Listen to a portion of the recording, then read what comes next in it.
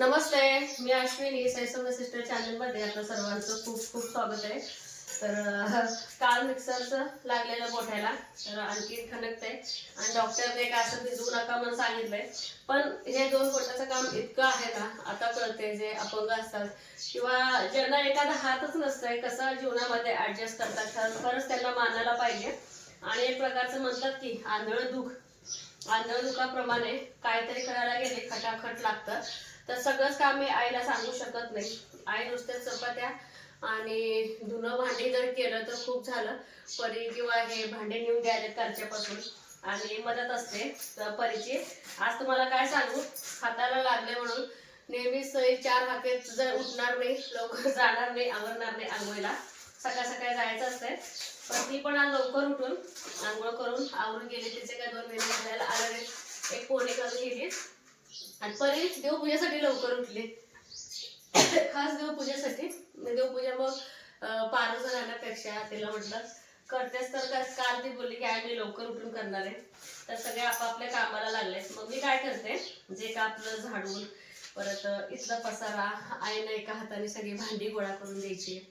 परत जे काय आता भाज्या भात मग बसण्यापेक्षा मग मी असलं करते. आणि बसून बसून तर काय करायचं. आणि आईचं आपलं तेवढं वय नाही तरी पण सगळं एवढं करतात. आणि पोळीचा पण उपयोग झाला. काल रविवार होतं, नाही तर वाचले नाही तर काय खरं नाही. आणि सकाळ सकाळी आज लसूण खोबरं केलं संपलं होतं. इतकं मिक्सर लावायला भीती वाटायला लागली. किती लहान असल्यापासून मी स्वयंपाक करते. कालचं ओलं खोबरं होतं आणि लसूण खोबरं, त्याचं लसूण खोबरं केलंय. की भीती वाटायला लागली ना. कसं हे झालं न कळत काही सुद्धा कळालं नाही. मला वाटतं काल काय सांगायला आलं नाही. जेव्हा मी जेव्हा वडा आपलं करण्यासाठी पीठ हे करायचं होतं ना, मिक्सर बंद होतं. चमचा कुठे घेऊ म्हणून नॉर्मल पटकन असं करायला गेले, कधी ते बटन चालू झालं कळालं. त्यामुळे ते तसं झालं असणार आहे. पण एक कायम मनात मिक्सर बघितले की ही गोष्ट मला आठवणार आहे. थोडंसं पाण्यात हात घालू नका वगैरे बोलले डॉक्टर. थोडंफार भिजणार, पण इतकं आता भिजवायचं नाही. तर करण्याची भाजी आहे कधी आपल्या मळ्यातली हरभऱ्यातली आहे. रात्री पण आम्ही सुकी केलेली हरभऱ्याची डाळ घालून, जसं मेथी शेपू करतो सेम त्याच पद्धतीनं ताजी भाजी असेल आणि पाणी मारलेलं नसेल. आणि विशेष म्हणजे मळ्यातले जर असेल आपल्या इतकी चविष्ट लागते ना. तव्यावरती बनवलेली मी, गॅसवरती. खूप छान भाजी झालेली. म्हटलं आज ना त्याचा गरगटाच करावं. काय घे धूर ठेवलेलं आहे, घेते तुला बरोबरचं चालू तिथं देवपूजा. एवढंच की तिला जर हातात हातात द्यावं लागते. कुठं काय असतंय काय नाही हे प्राथमिक गोष्टी थोडंसं माहीत नसते. पण करते पोरी हे महत्वाचं आहे. म्हटलं आज सगळे भाज्या चुलीवर वगैरे नेण्यापेक्षा करण्यापेक्षा तिथंच पटपट करावं. कारण की तेवढं दगदगी होणार नाही. आणि सावकाश सावकाश आईच्या चपात्या होईपर्यंत माझं इथं होऊन जाईल. तर गरगटा बघा आपल्या नेहमीचं करतो तसंच. तुरीची डाळ घेतली, हिरवी मिरची आणि ॲड करण्याची भाजी घेताना चुकून असं हे आले बघा हरभरा आपलं मळ्यातलं. तर हरभऱ्याचे शेंडे पण आले, ते पण मिक्स करणार आहे. टमॅटो परत शेंगदाणा हे घालून ना शिजवून घेणार आहे. आणि पोरीनं आज हे करायचंय वाटाण्याची भाजी असेल तर अगदी आवडीने खातात. आज वाटाण्याची भाजी त्यांना करायची आहे. म्हटलं आधी करडं पूर्ण ना चुरून घ्यावं, धुवून घ्यावं, मग नंतर ना आपलं कुकरला सावकाश सावकाश आपलं लावावं. असं सावकाश काम चालू आहे आज माझं. काम माहिती आता काल दिवसभर ना रात्री आमचे सासरे पण बघायला आलेले. सासरे म्हणजे गावातले छोटे सासूबाईंचे मिस्टर. तर घरातले आमचे सगळे बघून गेले, सगळे घाबरले अक्षरशः. त्यात काय झालं, काल ड्रेसिंगला दवाखान्याला गेल्यामुळं पण गावात सगळ्यांना कळालं. एक काळजी असते, काळजीपोटी सगळे येतात. एक दुखणं कमी, पण माणसं येऊन जरा 4 गोष्टी जर येऊन बोलून गेलं का खूप छान वाटतंय मनाला. काल दिवस असाच गेला. परत आशाताई आल्या, काय स्वयंपाक करायचे का भांडी घासायचे का, पण काही नव्हतं. आईला आता मी बोलले आई बाहेर आता हे चुलीवरती भाजी चपाती करल्या. त्यांना म्हणलं 4 एक्स्ट्रा त्यांना चपात्याबरोबर भाकरी करा, म्हणजे संध्याकाळ स्वयंपाक करावा लागणार नाही त्यांना. 1-2-3 दिवस आपलं ॲडजस्ट करायचं सुकं असतं. चला मग ही भाजी आपलं गरगटा कुकरवरती लावून घेते आणि पोरींची भाजी पण बनवून घेते. म्हणजे पोरी पण जायला शाळेला मोकळं दिवसभर आपलं टुकू मग काहीतरी काय करायला येतं. लेकराची देवपूजा झाली तर मस्त.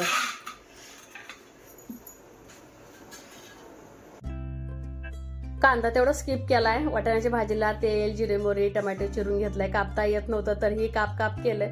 अगदी सुटसुटीत झालं नव्हतं, पण जेव्हा आपण परततो त्यावेळेस बारीक होईल. आणि जसं भाजी करायला ना तसं बोटाला खूप वाफ लागते, खूप त्रास पण होतो. पण वाटाण्याची भाजी करायची जर म्हटलं, भरपूर असं लसूण खोबरं, हळद, तिखट, मीठ, गरम मसाला वगैरे काही सुद्धा घातलेलं नाही. जे काय आपलं हिरवं फ्रेश वाटाणा आहे का, ते वाटाणा मिक्स करून घेतलं आणि त्याच्यामध्ये मीठ आणि एकसारखं परतून घेऊन ना मिक्सरमधूनच मी नुकतंच लसूण खोबरं बनवलं होतं ते थोडंसं इसळून घेतलं आणि 5 ते 6 मिनटं वाफ काढून घेते. मगच थोडं शेंगदाण्याचं कूट घालते. शेंगदाण्याचं कूट घालत थोडंसं गडबड केलं का मग काय होतं, पटकन ते कढईला करपते भाजी आणि व्यवस्थित शिजत नाही, कडवट वास येतो. त्यामुळं वाटाणा शिजत आल्यानंतर किंवा वांगं असो, बटाटा असो, मी सगळी प्रोसेस शेंगदाण्याच्या कुटाची शेवटीच करत असते. तर अशा पद्धतीची भाजी सैफरला इतकी आवडते ना. आमटी सुद्धा घेतल्यात, भातात सुद्धा मग हीच भाजी घेऊन खात असतात पोरी. सकाळचे ना 10:30 वाजले. तर बोट भिजवता थोडंसं पुढच्या झाडांना पाणी घातलं आणि बागेत जो साठलेला कचरा होता तो कचरा जो भरताना म्हणजे कोरडं काम करणं तेवढं हरकत नाही, सांभाळूनच करतोय. आणि माझं मलाच कळालं नाही, आंधळं दूध तर लागते. दोन्ही पठ्ठ्या निघाल्यात हाताच्या. त्याने आलं मला आता इतकं वरडणार आहे काय सांगू नका. कारण की सकाळी सांगून गेलेले तरी तर सारखी वरडते. पण म्हटलं कचरा कोरडा उचलायला आणि जायला काय हरकत आहे. तर त्याने आले की नाही परत पट्टी करून घेणार. आणि आज एकादशी आहे ना, तर एकादशीसाठी आहे ना खिचडी बनवते. बागेतला छान पेरू सापडलेला आज पण झाला. आता हा शेवटचा पेरू होता, मी थोडा खाल्लेला आहे. इतकं छान गोड आणि नॅचरल झाडावरचा पिकलेला पेरू एक नंबर लागतो. आणि आज ना मला जर आंबाडा कोण घातलेला असेल तर आज ह्यांनी मला आंबाडा घातलाय. आता सगळं विस्कटलंय बघा हा आंबाडा आता. तर आज साईबाईच्या बाबांनी मला ना विचारून दिलेलं आहे. काय होतंय म्हणजे कालच्या ड्रेसिंगला थोडंसं टवका बसलेला आहे आणि ते टवका जर निघालं किंवा चुकून जरी माझं हातात मिरची चिरताना कटरने चिरत होते, एकदम पटकन दाब लागला, एकदम सर्दीशीत कांद्यावर काठा येतो ना आंधळ दूध. अजून 3 दिवस जरी कट्ट पाण्यात हात घालत नाही म्हणजे आपलं हे दूध कमी होईल. आईचं चायला बाहेर कपडे धुवायचं, माईने स्वयंपाक केलेलं आत आणायचं, परत आईनं बाहेर न्यायचं, असलं आज माझं काम चालू आहे. आणि आईचं काम झाल्याशिवाय पण आराम करता येत नाही, ते बरोबर दिसत नाही आपल्याला. ते आपण बसावं आणि आई काम करावं. तर किती म्हणजे नशीबवान असतात बघा बायका ज्यांना सासू आहेत. कारण की बघा त्यांचं इतकं घरात म्हणजे महत्वाचं स्थान असतं ना, काम पूर्वकर न करू नये. आमच्या तर आई 100% काम करतात. पण अशा वेळेस जेव्हा की आता माझ्या कमरेचं दुखणं होतं, आता कमी झालंय. 5 वर्षापूर्वी अक्षरशः मी जीव द्यायला निघाले होते, इतकं जबरदस्त दुखणं होतं माझं. त्यावेळेस आईने मला खूप अति साथ दिली. अति म्हणजे आता तुम्हाला सांगायला गेलं तर एक ब्लॉग पुरणार नाही, इतकं कारनामा झालेलं आहे. त्यावेळेस सारखं शेकायचं, तापायचं, ह्यांचं आईंचं चाललेलं असायचं. त्यावेळेस मी उपकार आणखी विसरले नाही आईंचं. परत आता हे आता झालं 3 दिवस जरी पाण्यात म्हणजे कव्हर करणार आहे मी हात, किती तरी काय झालं तर थोडंसं जपायचं. आता मग काय करायचं, त्याला काय पर्याय नाही.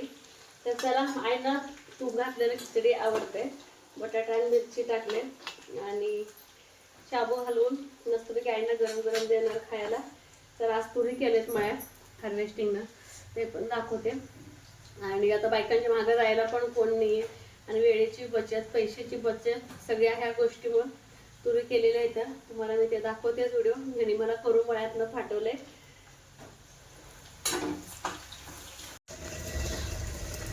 पडतंय आवाज कशाच यायला लागलाय म्हणते मी. झोप लागल्यासारखी झाली हो, थंडी वाजायला लागली. थंडी ही बिना भिजवलेलं नाही,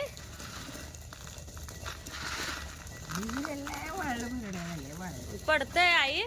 पण गिरणीतनं जाऊन आणा, गिरणीतला. कधी दळणार आई? आजारी पडचाल की दळायचं, परत अंग दुखल म्हणूनच किती. मग काय तर मग कशाला करायला लागला हे? राहू दे. वडावा पण येणार नाही मला तर. उन्हाळा लावलं पटकन छान. पडतंय चांगलं.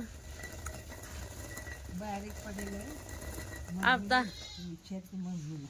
बिचारा आईंना फिरायला जाताना वड्या घेऊन जायच्या इथं सगळ्या बायकांना हिच्या. असं पडतंय लय व आता हे घरातलं स्वयंपाक ही ती आणि ही लय होईल. लय होते का मुरलंय का नाही हां. मुरल्या. वड्या घेऊन जायच्या तर डाळ संपले. ही बारीक डाळ पडते दिवशी डाळ. हा देशी डाळ आहे ती. मोठी बघून बारकी वाटते ही. ही एक एक मोठा आहे असा. हा चापा कुठ नाही काय नाही बाई. हां, ह्या हाताने वडू का इकडच्या काय? असं वडू लागू काय. नको नको ही मी भरडत नाही आता. हे ही असं पडते का लय घास घातल्यावर. राहू द्या. म्हणून भिजवावं का काय. ही डाळ पडते हा. आई आता वेळ आमोशाला एवढी पाव किलो आता एवढं भरडले अजून एवढी भरड आहे आणि बाकीचं राहू दे. वेळ आमोशाला हे आमुशाला होय पण काय ते अण्णांचं 21 तारखेला हे 21 तारखेला घालूया का पुरण वेळ आमोशाला घालूया. काल त्यांना 21 तारखेला होतं. 21 तारखेला 21 तारखेला वारलेत ना मग 21 तारखेला करायचं म्हटलं ह्यांनी. मग वेळ आमोशाला घालायचं पुरण का 21 तारखेला पुरणपोळी करूया. तारखेला अण्णांच्या ह्याला पुरणपोळी करायची. या आमुशाला नको डाळ. तुम्हाला होत नाही एकटीला आई आपदा होईल. मग चपाती भाजी हाय घेऊन जायचं. गुळाची करूया पोळी गुळाची. राहू दे बास कर आई. न ती म्हणतेच की पोळं बरोबर उगा हे नाही गुळाची करू गुळाची वेळ आमोशालाच की 21 तारखेला करायची की. हा हे काय ग बाई डाळ दळाल्या त्या फिरायला जाताना. अनेक वर्षी ना आपण तुरी केल्या होत्या. असंच हार्वेस्टिंग मशीन आणली होती पण इतक्या तुरी सांडल्या होत्या ना निम्म्याला निम्म्या तुरी सांडल्या होत्या. तेव्हापासून तुरी मशीन करायच्या भानगडीत आपण पडलोच नाही. पण ह्या वर्षी आता घरात मनुष्यबळ कमी. जसं की बघा आता आईना घरात काम लागले. धुणं भांडी चपात्या म्हटलं तरी त्यांच्या वयानं खरंच खूप जास्तीचं होते. आणि दुसरी गोष्ट मलाही जाता येत नाही प्रेग्नन्सीमुळं आणि दम पण भरतो आणि बायका असल्या 10-12 दिवस जाणार. आणि दुसरी गोष्ट बघा मजुरी तर वाढलेच बघा त्यांच्या कष्टानुसार पण शेतकऱ्यांना तेवढं मिळत पण नाही. आणि दुसरी गोष्ट आवरत पण नाही. आणि पैशाची बचत वेळेची बचत ह्या सगळ्या गोष्टी लक्षात घेऊन आणि चौकशी केली ह्याने थोडंफार कुठल्या मशीननं जास्तीचं पडत नाही. ह्या पण मशीननं पाहिली 2 पायली पडला असणार पण जेव्हा आपण बायकाकडनं कापून घेतो ना त्यावेळेस पण काही फार तुरी खरी पडतातच. पण ना अर्धा तासाच्या आत आपल्या तुरी पूर्ण करून झाल्या आणि वेळेची तर बचत झाली. जो भुसकट असतं ना शेळीला पावसाळ्यामध्ये इतकं प्रमुख अन्न असतं ना. पावसाळ्यामध्ये बिलकुल वैरण नसते. ओलं झालेलं वैरण शेळ्या खात नाहीत. त्यावेळेस ना तुरीचं भुसकट योग्य ऑप्शन आहे. आणि ते भुसकट पण आपल्याला योग्यरीत्या साठवण्यात आलं. जसं की बघा भुसकट एका कप्प्यात साठवलं जाते आणि जी तुरी असते एका कप्प्यात साठवले जाते. तर अशा पद्धतीने हार्वेस्टिंगनं आपण ह्या वर्षी तुरी केलेल्या आहेत. तर मला एक चिंता लागली होती की इतक्या चांगल्या तुरी आल्या होत्या जर जमिनीत पडलं लोकांना तर हसू झालं. आणि इतक्या छान भरलेल्या तुरी असं जमिनीत जर गाडलं गेलं तर काही खरं नाही. दिवसभर टेन्शनमध्ये आणि त्या दिवशी माझा हात कापला होता. त्या दिवशीच मशीन आली होती पण त्या दिवशी ब्लॉगमध्ये हे क्लिप जोडलेच नाही. हे पण इतक्या ह्याच्यामध्ये नव्हतेच पण व्हिडिओ त्यांच्या एका मित्रांनी करून दिलेलं होतं. हे बघा अशा पद्धतीने ना भुसकाट ओतलं जाते म्हणजे आपल्या शेळ्यांना वर्षभर स्टोअर करता येईल. जास्तीचं काय नुकसान झालं नाही. आणि ह्याच पद्धतीने ना आपण गहू पण यावर्षी असंच करून घेणार आहे. म्हटलं आता काही जणांना माहिती असतं काही जणांना माहिती नाही. म्हटलं चला व्हिडिओ घेऊयाच. आणि तसं जर बघायला गेलं हे बोललेत मला की आंतरपीक घेतल्यामुळं बाजरी तर आधीच आली तुरी पण आली. दोन्ही पिकं घेतल्यामुळं थोडंसं फायद्याचंच पडलेलं आहे. आणि जास्तीचं तुरीमध्ये पण घाण आलं नाही काही नाही. गेल्या वर्षी बायकांनी कापून घेतलं होतं गडी वेगळ्या गोळा करायला परत मशिनीवाल्याला वेगळे पैसे परत त्या मशीनमध्ये घालायला वेगळी मनुष्यबळ लागते. असं खूप माणसं अटली गेली असते. आता डायरेक्ट आपल्या तुरी वाळवून मला वाटतं किमान एक 5-6 दिवस तर लागतील कारण की आता थंडी पण खूप आहे ना. त्यामुळं चला कसा वाटला ब्लॉग.